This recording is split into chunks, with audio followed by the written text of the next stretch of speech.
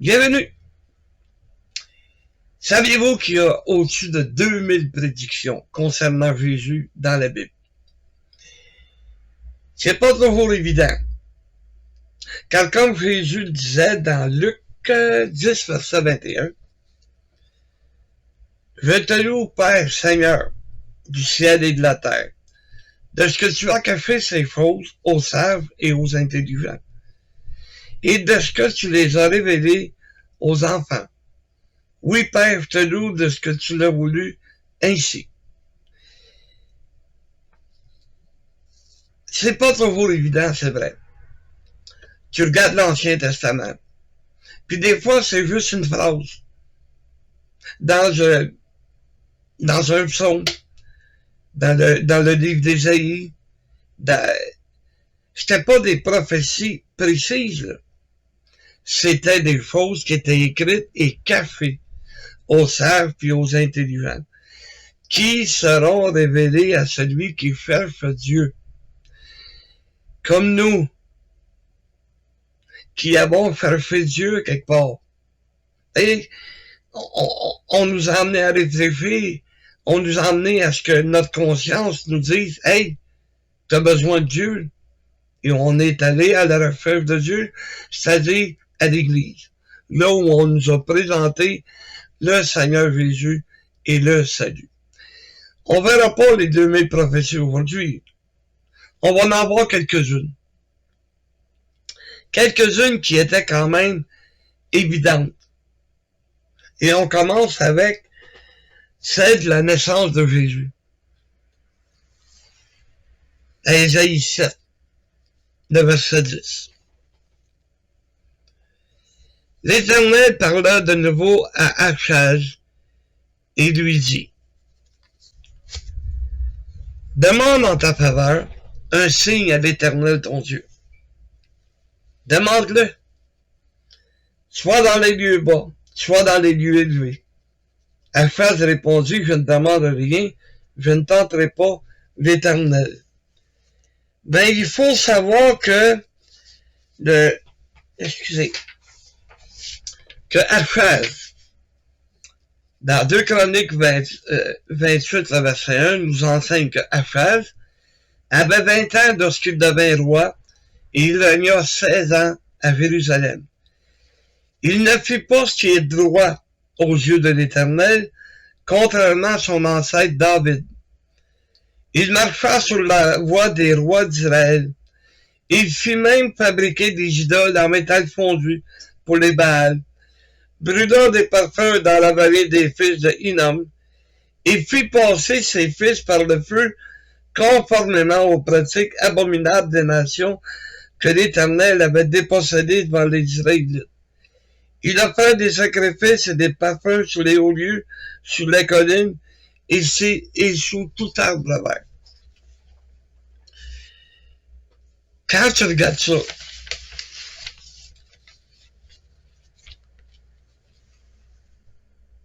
faire des hauts lieux, autrement dit, bâtir des temples pour les Baals. Il a été offert des parfums. Il a même offert ses fils. Quand on dit qu'il passe par le feu, c'est qu'il est garoché au feu directement. Et quand il fait référence à la vallée d'Hinnom, c'est là que le Seigneur Jésus va faire référence à un lac de feu puis de soufre. On a déjà vu ça dans un film des peuples idolâtres qui faisaient un feu immense dans un trou et qui offraient des victimes humaines en sacrifice. Mais là, c'est le Père, le roi d'Israël, qui offrait ses fils en sacrifice. Il faut être rendu toqué d'aplomb, là. Mais, quand on continue notre lecture, Ésaïe dit, « Écoutez donc, maison de David. Est-ce trop peu pour vous de lasser la patience des hommes que vous lassiez encore celle de mon Dieu? C'est pourquoi le Seigneur lui-même vous donnera un signe. Voici la jeune fille deviendra enceinte.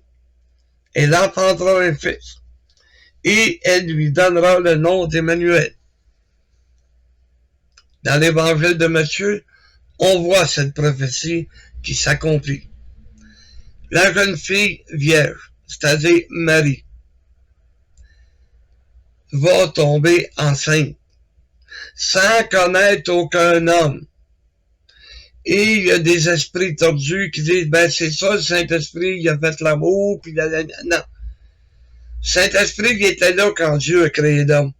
Fait qu'il savait de quelle manière implanter un embryon sans que personne n'intervienne, sans qu'il y ait aucun sperme, rien. C'est là qu'il y a le miracle. Mais les esprits tordus en veulent pas ce miracle-là. Même à travers le monde entier, tout le monde connaît la naissance miraculeuse de Jésus. Même les plus grands dénigreurs, ceux qui justement se moquent de ce que la parole de Dieu nous enseigne. Mais c'est quand même une des prophéties qui s'est accomplie. Et pourtant, elle était claire. Mais elle a été cachée aux sages puis aux intelligents. Et aujourd'hui, on est béni que Dieu nous révèle ces choses. Et ensuite de ça, excusez-moi, lors de la tentation, dans le psaume 91, le verset 12,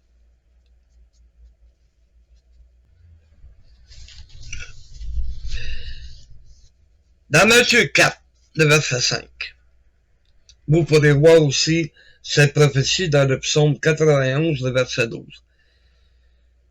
Le diable le transporta dans la ville sainte et plaça sur le haut du temple et lui dit, si tu es le Fils de Dieu, jette-toi en bas, car il est écrit. C'est ça qu'on retrouve dans le psaume 91. Il donnera des ordres à ses anges à ton sujet, et ils te porteront sur les mains, de peur que ton pied ne heurte contre une pierre. Le diable l'a tenté. Il l'a emmené, là, sur le haut du temple, qui était une grandeur. Il l'a emmené sur le haut du temple. Et il a dit, garoche-toi en bas. Il a voulu le tenter. Mais Jésus, il a répondu, tu ne tenteras point le Seigneur ton Dieu. Tu peux tenter Jésus tant que tu veux. Mais moi, Jésus, je tenterai pas Dieu en disant, ben, on va voir si c'est vrai. Il savait que c'était vrai, la parole de Dieu était écrite, cette prophétie aussi. Ensuite de ça, il y en a une autre que j'aimerais apporter, c'est celle de ses souffrances. Ésaïe 53, le verset 4. Cependant, ce sont nos souffrances qu'il a portées. C'est de nos douleurs qu'il s'est chargé. Et nous l'avons considéré comme puni, frappé de Dieu et humilié. Mais il était blessé pour nos péchés, brisé pour nos iniquités. Le châtiment qui nous donne la paix est tombé sur lui. Et ça, c'est par ces meurtrissures que nous sommes guéris.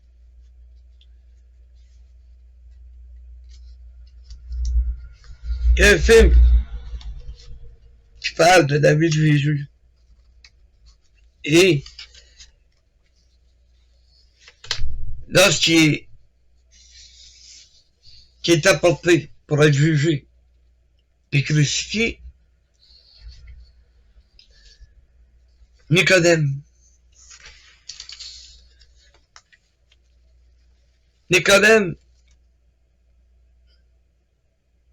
expose cette prophétie.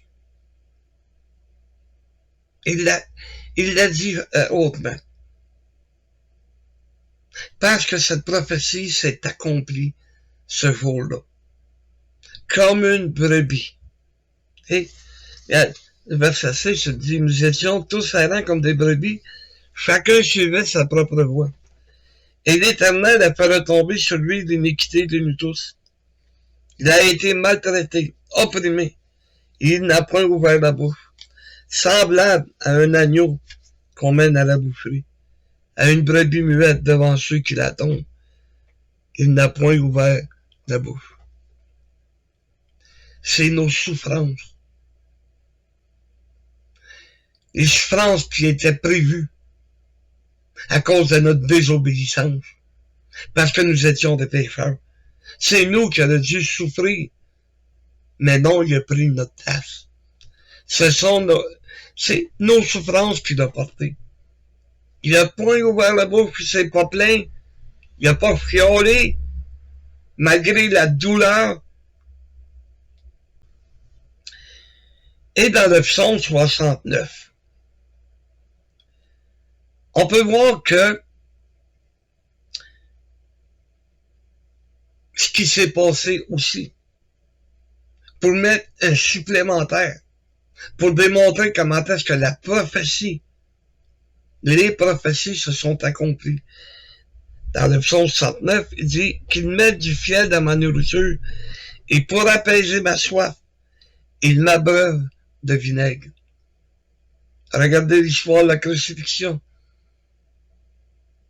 Ils ont mis une éponge de vinaigre, remplie de vinaigre,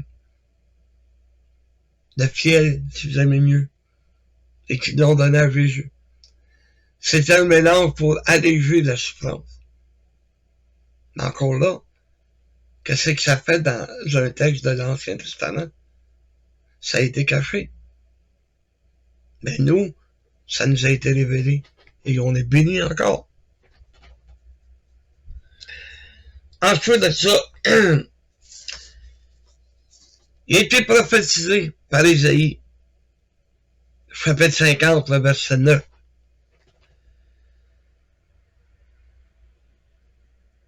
Non, Ésaïe 50, c'est le verset 4, excusez-moi. Dites à ceux qui ont le cœur troublé, prenez courage, ne craignez point. Voici notre Dieu, la vengeance viendra, la rétribution à Dieu, et viendra lui-même et vous sauvera. Et c'est là que Dieu révèle, à travers le prophète Ésaïe, que Jésus était pour être celui qui allait faire les miracles.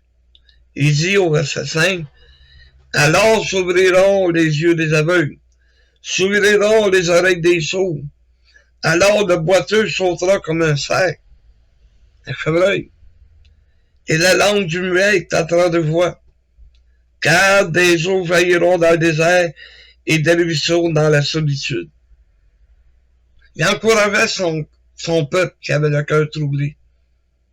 Mais il a dit, il viendra lui-même et vous sauvera. C'est ça l'encouragement de Ésaïe. Et c'est ce qui est arrivé. Il va voir dans le Nouveau Testament, il fait la lecture des 4 évangiles, et tu vas voir comment est-ce que les yeux des aveugles ont été ouverts, comment est-ce que les oreilles des sourds ont été ouvertes, les boiteux ont sauté. Prends l'exemple dans le livre des Actes, au 4e chapitre, Pierre et Jean, ils sautaient de joie. Parce que ses jambes, il avait été guéri de ses jambes malades. Et il sautait de joie. Même dans le temple, il se fait passer pour un beau débile, mais il exprimait sa joie. Ensuite de ça, il sera trahi par ses amis. C'est dans le psaume 41, le verset 10. Celui-là même avec qui j'étais en paix, qui avait ma confiance et qui mangeait mon pain, lève le talon contre moi. Et dans Zacharie 11, le verset 12, on a cette continuité qui dit, je leur dis, si vous le trouvez bon, donnez-moi mon salaire. Sinon, ne le donnez pas. Il pesait pour mon salaire 30 cycles d'argent. Et l'Éternel me dit, je vais le faire au potier. Ce prix magnifique auquel ils m'ont estimé. et je pris les 30 cycles d'argent, et je les jetai dans la maison de l'Éternel pour le potier. Peux-tu savoir plus clair que ça? Tout le monde connaît Judas, parce que quand on parle d'un traître, on fait référence à Judas. Oh, mon espèce de Judas, n'est-ce pas? On va même jusqu'à dire, la prophétie, le prix qui a été donné à Judas pour sa trahison. Et qu'il a été rejeté dans la maison du potier.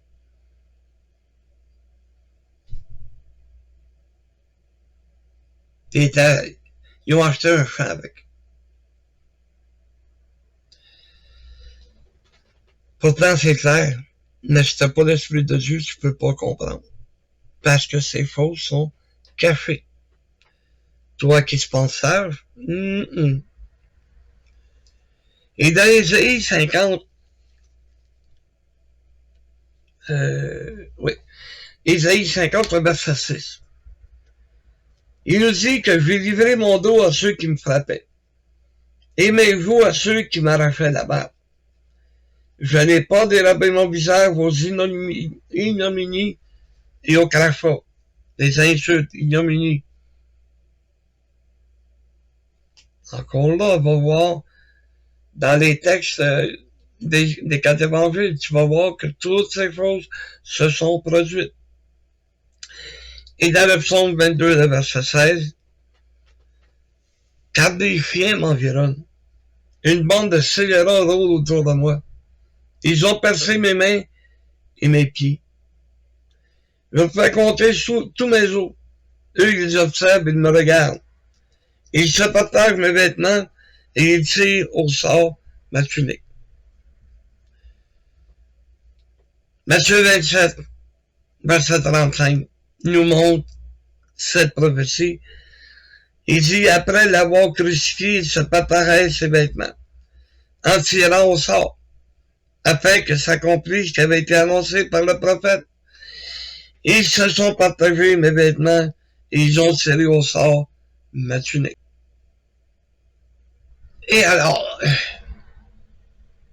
c'est-tu assez clair?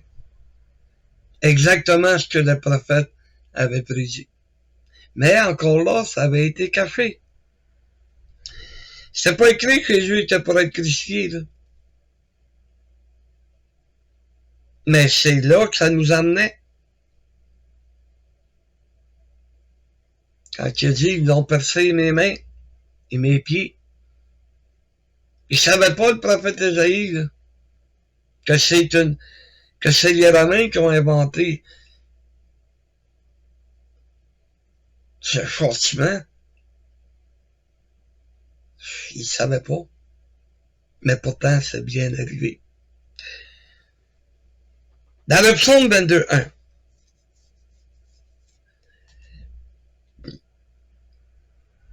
Un psaume de David. Mon Dieu, pourquoi me tu abandonné? Et t'éloignes-tu sans me secourir, sans écouter mes plaintes? Et le roi David avait cette sensation quand il écrit ce psaume. Il savait pas que c'était pour être une prophétie concernant Jésus. Qui a eu le sentiment d'être abandonné de son père. Et pourtant, Dieu ne l'a jamais abandonné.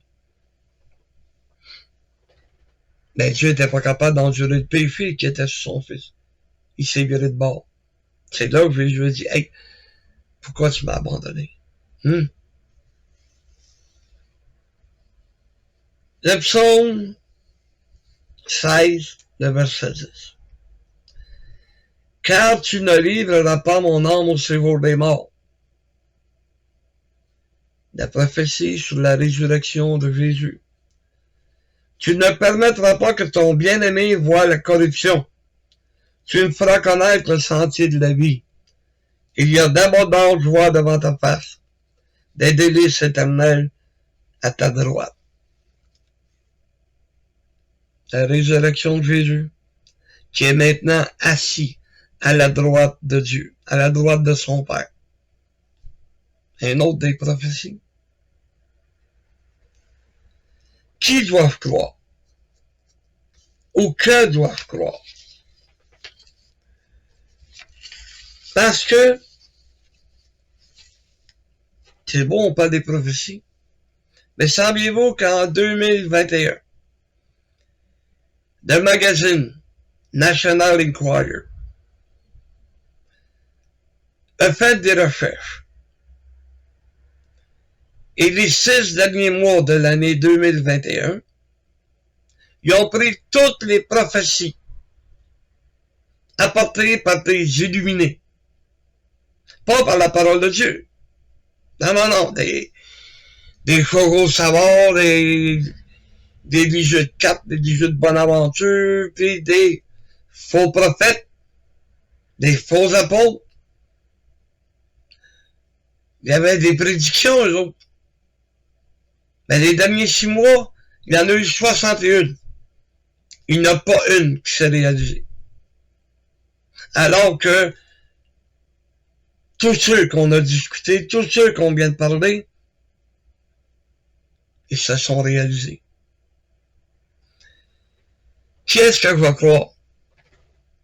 Ces illuminés-là?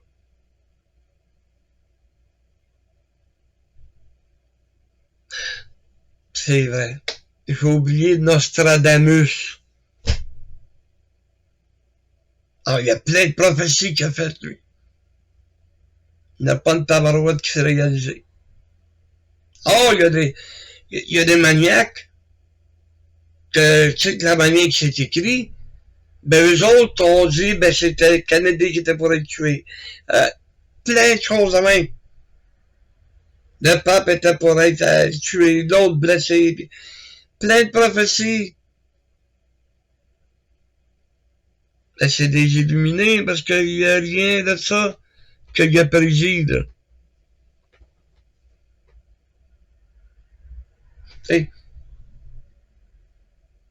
C'est comme si je te disais, où est-ce que je vais croire un innocent comme Darwin? Que lui, il y a une théorie comme quoi qu'on descend du singe. Puis c'est enseigné dans les universités aujourd'hui. Pas plus brillant l'un que l'autre. Pas capable d'admettre que Genèse 1, verset 1 nous dit que Dieu créa les cieux et la terre. Arrête-toi là. T'as pas à chercher des preuves. T'écris noir sur blanc. Après avoir vu toutes les prophéties de la véracité, comment est-ce que les prophéties étaient vraies, ben tu devrais croire que ben c'est Dieu qui a créé la terre. Non, il y a mieux chercher comme Darwin.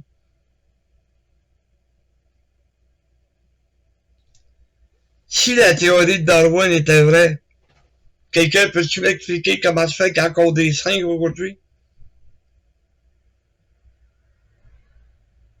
Après 300-400 ans de recherche, ils ont pas grandi. Ils ont pas vieilli. Ils n'ont pas été capables de se lever de bout comme nous autres. Ils n'ont pas été capables d'évoluer. Toi que ça ne tient pas de bout. Mais, que veux-tu? La science. Moi, je crois dans la réincarnation. Parce que le peuple bouddhiste, ils croient à ça, eux autres, la réincarnation. Les hindous. Les hindous, ils tuent pas les rats qu'il y a partout dans la ville. Il y a des millions de rats qui se promènent dans la ville. Parce que, peut-être que moi tué mon grand-père. Parce que les autres, ils croient que dans le rat, ben, il est réincarné. Et la Bible nous dit dans Hébreu, il est réservé aux hommes de mourir une seule fois. Après quoi vient le jugement. Ça, c'est dans Hébreu 9, verset 27. C'est pas là-dedans qu'il faut croire. Est-ce que je dois croire que l'enfer est sur terre? Mais pourtant, c'est pas ce que l'évangile de Luc nous montre. Il nous montre que, verset 22, tandis qu'il était en proie, dans le séjour des morts, il leva les yeux, et il vit de loin Abraham et Lazare dans son sein. Et s'écria, Père Abraham, aie pitié de moi, et envoie Lazare qui trempe le bout de son doigt dans l'eau, et me rafraîchisse la langue, car je souffre cruellement dans cette flamme. Ouais. C'est ça le lac de feu et le souffle. C'est pas les problèmes, les difficultés auxquelles on est confronté. C'est vrai que c'est dur à traverser. Mais on est loin des tourments du lac de feu et de souffle. On est loin de celui qui veut se faire approcher de la langue. On est loin de tout ça. Voyez-vous, ça a été caché au cerveau intelligent, mais ça nous a été révélé. Et aujourd'hui, mais plus ça va, plus j'ai confiance dans la parole de Dieu. Plus je veux m'approcher de Dieu, plus je veux lui plaire. Parce que les prophéties me montrent comment est-ce que la parole de Dieu, la Bible, est vraie. Méditez là-dessus. Dieu nous bénisse.